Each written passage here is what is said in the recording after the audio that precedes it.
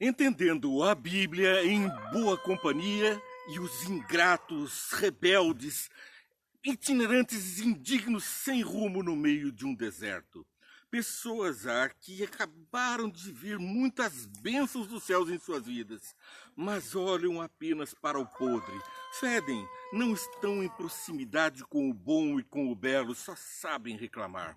Bem, aqui está a experiência de um povo que havia acabado de contemplar com mão poderosa a libertação de Deus, de um povo que saía do Egito com mão forte de Deus, se libertava da escravidão e caminhava rumo a Canaã, a terra prometida. Não eram poucos os sinais, as 10 pragas que afligiram os egípcios. Suas sandálias não se gastavam, sua roupa também não, e o seu pão era certo, a sua água também. Caía dos céus todos os dias, na viração do dia, no horário que, aliás, Jesus costumava visitar Adão e Eva, na viração do dia, na hora da brisa do dia, com o orvalho caía também o maná. O maná, um pequeno grãozinho que parecia-se uma resina e que tinha um sabor de bolo de mel feito com azeite de oliva, o melhor da terra, o melhor que eles sempre procuraram no seu cultivo, estava ali dado diante deles, o pão dos anjos. Tudo estava com um pleno cuidado. Deus o cercava com um fogo pela frente, por trás, por todos os lados, protegendo dos seus inimigos. E estavam, portanto, gozando da bênção direta de Deus. Mas alguns que vinham com o povo não eram do povo, eram estrangeiros, diz a palavra de Deus, entenderam por reclamar, sentiram saudades das coisas do Egito. Na caminhada rumo aos céus, muitas vezes nós também sentimos saudades do mundo do pecado. Olhamos para trás e, como Sara, que foi fulminada quando olhou para trás, em Sodoma e Gomorra, ela saindo de lá, conduzida por anjos, não olhou para frente nem para os anjos, não obedeceu e olhou para trás. Há pessoas inquietas, rebeldes. A rebeldia faz parte das pessoas que desobedecem. A inquietude, elas são agitadas, não conseguem parar, elas não conseguem pensar nem refletir, agem por impulso, por emoção. Por isso estavam seguindo o povo de Israel. Viram os potentosos milagres, a força do Deus de Israel, mas no seu coração ainda traziam as mazelas do Egito. Davam glória junto com os filhos de Deus, mas a sua glorificação era da boca para fora. Estavam todos eles contaminados com as panelas de carne do Egito. É uma triste história, mas que nos traz uma verdade presente. Uma verdade presente que foi registrada também por Paulo, milênios depois, 60 anos depois de Cristo, é ele quem diz: estas coisas aconteceram com eles para servir de exemplo e foram escritas como advertência a nós, para quem o fim dos tempos tem chegado. Você acha que nós estamos vivendo o final dos tempos dessa terra? Então essa mensagem é para você, os sinais estão aí. Novamente nós vemos os milagres de Deus em nos manter num mundo instável, com ventanias, um sol escaldante que põe fogo em certas partes da terra, todos os sinais da volta de Jesus presentes, mas nós caminhamos em segurança nesse deserto. Alguns, todavia, ouvem a voz daqueles que se queixam e tendem a caminhar com eles em reclamações. Vamos orar. Senhor Deus, nós estamos diante de Ti com a Tua palavra aberta para podermos entender, compreender e atender os vossos comandos, para que nós sejamos felizes aqui na terra e tenhamos a felicidade prometida na nova Canaã. Guarda-nos do mal, abençoa os que estão participando, que todos se encham do Teu Santo Espírito e possam assim fluir e fazer dessa nova terra a terra feliz, onde a canção será o cântico dos salvos, o louvor de todas as suas criaturas. Guarda-nos do mal, portanto, em nome de Jesus. Amém. O mal permeia, ele está à nossa volta, ele é tirano e não perde tempo. Nós vemos aqui na nossa lição que quem nos dará de comer desta carne, da carne? Eles lembravam-se dos peixes que comiam de graça no Egito. Quem eram eles, senão alguns dos que estavam infiltrados entre o povo de Israel? Comovidos, impressionados com os milagres, esperando também as dádivas, eles não se contentavam e lembravam da deusa Hatmeshit, Era a deusa do Nilo, a deusa que era representada por um peixe, uma mulher com cara de peixe, ou coisa semelhante. Essa produzia então os festivais. Os egípcios se prostravam a ela diante do Nilo e serviam peixes de uma forma festiva, congratulando, comemorando o deus peixe. E então eles comiam de graça e estavam agora lançando em rosto do Senhor o vil maná, aquele pão que não sai dos nossos olhos. Estamos secos de tanto olhar esse pão seco, esse vil maná. Queremos carne, queremos das coisas que as deusas, os deuses do Egito nos davam. Ora, essa conversa ela era um tanto quanto esquisita, porque o povo se queixava a Moisés e Deus respondia. Deus falava com Moisés sobre o povo de Moisés e Moisés se reportava a Deus como o povo de Deus que estava queixoso.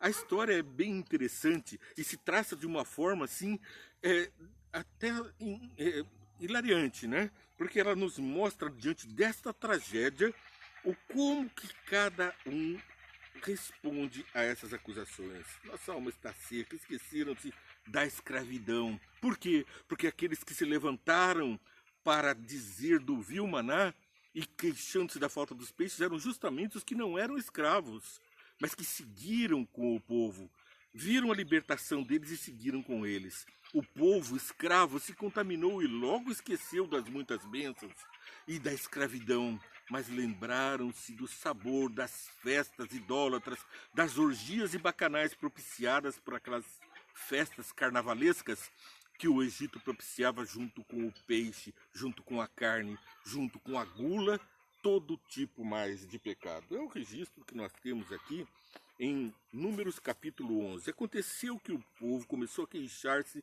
das suas dificuldades aos ouvidos do Senhor. A quem eles se queixaram? Aos ouvidos do Senhor. Quando eles ouviu, a sua ira acendeu-se o fogo da parte do Senhor, queimou entre eles e os consumiu algumas extremidades do acampamento. Aquele fogo protetor que ficava nas extremidades do acampamento, que impedia que os inimigos avançassem por sobre eles, agora passava a consumir aqueles que estavam nos arrebaldes. Quem eram os que estavam nos arrebaldes? Ora, no centro estava ali o tabernáculo, as tribos e os estrangeiros ao redor. Os queixosos, os estrangeiros, foram os que foram consumidos pelo fogo, o fogo da ira de Deus. Então o povo clamou a Moisés e este orou. Então orou ao Senhor. Vamos lembrar aqui Jó, capítulo 42, verso 8 e 10, quando então Jó orou para aqueles seus amigos que estavam o acusando tanto quanto Satanás o acusava nos céus. Os amigos o acusavam na terra, mas foi a intercessão de Moisés, que mais de uma vez, e a intercessão de Jó, e a de Jesus, e a de você, a intercessão para aquelas pessoas que dependem da tua oração, para serem felizes, aquietai-vos e sabei que eu sou Deus. E o fogo os extinguiu-se. Depois da oração de Moisés, o fogo extinguiu-se. Um bando de estrangeiros, verso 4, que havia no meio deles, encheu-se de gula, e até os próprios israelitas tornaram a queixar-se e diziam: ah, se tivéssemos carne para comer, nós não nos lembramos dos peixes que comiam de graça no Egito, e também dos pepinos, das melancias, dos alhos porós, das cebolas e dos alhos. Mas agora perdemos o apetite, não vemos nada a não ser este maná. Este vil maná, como diz noutra tradução, queixavam-se como se fosse uma coisa ruim, o alimento no próprio deserto. Não tinham eles capacidade de produzir pela agricultura seu próprio alimento. Não tinham seus rebanhos força para alimentar 600 mil homens queixosos de carne. Então Moisés fala sobre isso e Deus diz: diga ao povo, consagrem-se para amanhã, pois vocês comerão carne. Esse verso da Bíblia me soa estranho. Consagrem-se para comer carne. Se o alimento próprio de Deus era um alimento sem carne, como compreender isso? Bom, continuamos aqui. Ah, se tivéssemos carne para comer. Verso 5. Nós nos lembramos dos peixes que comiam de graça no Egito e também dos pepinos, das melancias. Ora, então nós vamos ver que o maná, lá no verso 8, tinha gosto de bolo amassado com azeite de oliva. Era semelhante à semente do coentro e parecido com uma resina pequenininha, fininha. Essa resina, então, era pulverizada a pés ou amassada para fazer pães, bolos e os pratos principais daquele povo que atravessava o deserto. Moisés ouviu. Opa, nós vemos no verso 1. O povo se queixou e Deus ouviu. Vemos no verso 8, Moisés ouviu. Então, verso 10. Moisés ouviu gente de todas as famílias se queixando, cada um à entrada de sua tenda. Já não eram mais os estrangeiros, mas contaminados estavam a propalar uma ideia de abominação, uma ideia de queixa, uma ideia de blasfêmia contra Deus. As famílias queixando cada um a sua entrada e a sua tenda, então acendeu-se a ira do Senhor e pareceu mal a Moisés. Moisés também viu a maldade dos homens. Por que trouxeste este mal sobre o teu servo? Foi por não te agradares de mim que colocaste sobre os meus ombros a responsabilidade de todo esse povo? Por acaso fui eu quem os concebeu? Fui eu quem deu a luz? Por que me pedes para carregá-los nos braços como uma carga, um recém-nascido, para levá-los à terra prometeste, sob juramento a seus antepassados? Onde conseguirei carne para todo esse povo? Eles ficam se queixando contra mim, dizendo, dê-nos carne de comer. A queixa contra Deus, logo também foi uma queixa contra Moisés. A queixa dos estrangeiros, logo também foi a queixa do povo de Deus. É o que veremos amanhã, a contaminação das ideias, o efeito constelação da psicologia, agindo sobre uma ideia de energia negativa, de um pensamento negativo, ruidoso e blasfemo, inquieto e rebelde. Então, diga ao povo, verso 18, verso 17, eu descerei e falarei com você, tirarei o espírito que está sobre você e o porei sobre eles, sobre os ajudantes que Moisés pedia. Diga ao povo que consagre-se que amanhã vocês comerão carne, verso 18. O Senhor os ouviu quando se queixaram a ele, dizendo, se tivéssemos carne para comer, estávamos melhor no Egito. Agora o Senhor lhes dará carne e vocês comerão e vocês morrerão. Por quê? Vamos ver o que acontece logo mais adiante. O Senhor respondeu a Moisés, estará limitado o poder. Moisés passa a dizer, Senhor, de onde vou tirar tantos rebanhos? Ele estava preocupado em ele dar carne. O Senhor prometeu carne. E Moisés, de onde que eu vou tirar carne? De onde que o Senhor vai tirar carne? Cadê o rebanho? Cadê? Cadê onde está aqui a carne? Bom, então diz aqui, verso 22, será que haveria suficiente para eles se todos os rebanhos fossem abatidos? Será que haveria o suficiente para eles se todos os peixes do mar fossem apanhados? Esse povo sedento de carne, não há carne que baste. Mas a resposta vem do Senhor. Então Moisés saiu e contou com o povo. O Senhor tinha feito reunir 70 autoridades. O Senhor, então, vai produzindo ali uma série de atitudes e o Espírito Santo passa a atuar.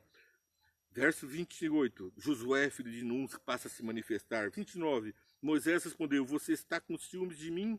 Quem dera o povo todo fosse profeta, com que o Senhor pudesse em seu espírito neles. Ali então havia um movimento de consagração da parte de uns e de murmuração da parte de outros. Os 70 líderes se unem no poder do Espírito concedido a Moisés. Repartido com eles, agora estavam numa liderança firme com Deus. Enquanto isso, o povo continuava a murmurar. Verso 31, o Senhor envia carne. Depois disso veio um vento da parte do Senhor que trouxe codornizes do mar e as fez cair todo o acampamento a uma altura de 90 centímetros, espalhando-as em todas as direções no raio de um dia de caminhada. Um dia de caminhada que nós podemos perfeitamente entender como 30 quilômetros. 30 quilômetros cobertos de 90 centímetros de carne. E eles passaram a encher, cada um não encheu menos que 10 barris de 200 quilos de carne. Puseram-se a secá-las e quando estava a carne ainda em seus dentes, morreram por uma praga. Não é muito distante, diferente do que estamos vendo hoje, uma praga que vem do consumo de animais imundos. Mas ali eram as codornizes. As codornizes, durante todo aquele dia, aquela noite, durante todo o dia seguinte, o povo saiu e recolheu codornizes. Ninguém recolheu menos que 10 barris. Bom, mas estava, enquanto a carne ainda estava entre seus dentes, verso 33 do capítulo 11 de Números. Enquanto a carne estava entre seus dentes e antes que ingerissem, a ira do Senhor acendeu-se contra o povo e os feriu com uma praga terrível. Por isso o lugar foi chamado de Kibroté Hataavá. porque ali foram enterrados os que tinham sido dominados pela gula. Dominados pelo pecado, dominados pela gula, pela saudade das festas, das orgias bacanais, sexuais, carnavais do mundo, da adoração de ídolos, eles ainda se lembravam. Por isso foram esquecidos no deserto. Ali então nós vemos por que Paulo se lembra disso com tanta dor e tanta amargura, mas com tanta força na sua repreensão. E vemos capítulo 10 de 1 Coríntios. Porque não quero, irmãos, que vocês ignorem o fato de que todos os nossos antepassados estiveram sobre a nuvem, todos passaram pelo mar. Olha que maravilha, ele está lembrando de que todos passaram pela nuvem, anjos, o próprio Cristo estava fazendo sombra com a nuvem no sol escaldante do deserto. No frio da noite, aquela nuvem fumegava, era o fogo de Deus, e então eles estavam batizados pelo poder de Cristo, pelo poder de Deus. Estiveram sobre a nuvem e todos passaram pelo mar. Em Moisés, todos eles foram batizados na nuvem e no mar. Todos comeram do mesmo alimento espiritual, pois bebiam da rocha espiritual que os acompanhava, e essa rocha era Cristo, a rocha com que Moisés feriu e seguiu com o povo, uma rocha que andava vertendo água. Não era pouca água, era água para 600.000 israelitas e em todos os seus animais que com eles estavam. Era um rio caudaloso, bênção sem medida. Quando Deus derrama, são quilômetros de bênçãos. Ele não derrama pouquinho, não. Contudo, Deus não se agradou da maioria deles. Por isso, seus corpos ficaram espalhados no deserto. Essas coisas ocorreram como exemplo para nós, para que não cobicemos coisas más como eles fizeram. Não sejamos idólatras, veja, o pecado da idolatria estava presente naquela comilança. Era justamente a deusa peixe. Como alguns deles foram, conforme está escrito, o povo se assentou para comer e beber, e levantou-se para entregar-se à farra. Não pratiquemos imoralidade como alguns deles fizeram, e num só dia morreram 23.000. Não devemos pôr o Senhor à prova. Lembra-se, não tentarás o Senhor teu Deus, foi o que disse Jesus ao diabo. E agora aqui não devemos pôr o Senhor à prova como alguns deles fizeram. E foram mortos por serpentes. A serpente, o símbolo do pecado que vai ferir o calcanhar, matou aqueles idólatras, aqueles apóstatas, aqueles que estavam deslumbrados com a religião, mas que não traziam a religião no coração. Falsos adoradores de Deus, adoradores dos falsos ídolos e seguidores das suas paixões. Segue então. Não se queixem como alguns deles queixaram e foram mortos pelo anjo destruidor. Essas coisas aconteceram com eles como exemplos e foram escritas como advertências para nós, repete Paulo, enfatiza Paulo, sobre quem tem chegado o fim dos tempos. Assim, aquele que julga estar firme, cuide para que não caia. Não sobreveio a vocês tentações que não fossem comum aos homens, e Deus é fiel, ele não permitirá que vocês sejam tentados além do que podem suportar, mas quando forem tentados, ele mesmo providenciará um escape para que possam suportar. Bênçãos que vêm do alto sem medida, bênçãos que nós repartimos e contemplamos. Não estamos queixosos por deixar as gulas do pecado, as malvadezas, as abominações sexuais, se prostrar diante de ídolos. Os ídolos que construímos para nós não nos fazem sentir saudades. Temos sim saudade do lar, saudade de Jesus. Caminhamos para lá por esse deserto, certos de que o nosso pão e a nossa água serão certos, pois Jesus, a rocha eterna, nos susterá com sua vertente inesgotável, e o pão dos céus não deixará de cair, como foi até a beira de Canaã. Só parou essa bênção quando estavam as portas da terra cultivável dentro da Canaã. Por isso as bênçãos do Senhor também nos seguirão. Você acabou de assistir Entendendo a Bíblia em Boa Companhia. Um pouquinho antes você deve ter assistido 5 minutos Vem e Entende, um programa que resume essa programação todos os dias com você, para você curtir, compartilhar, seguir e fazer deste mundo um mundo de banquete em Cristo. Que Deus te abençoe.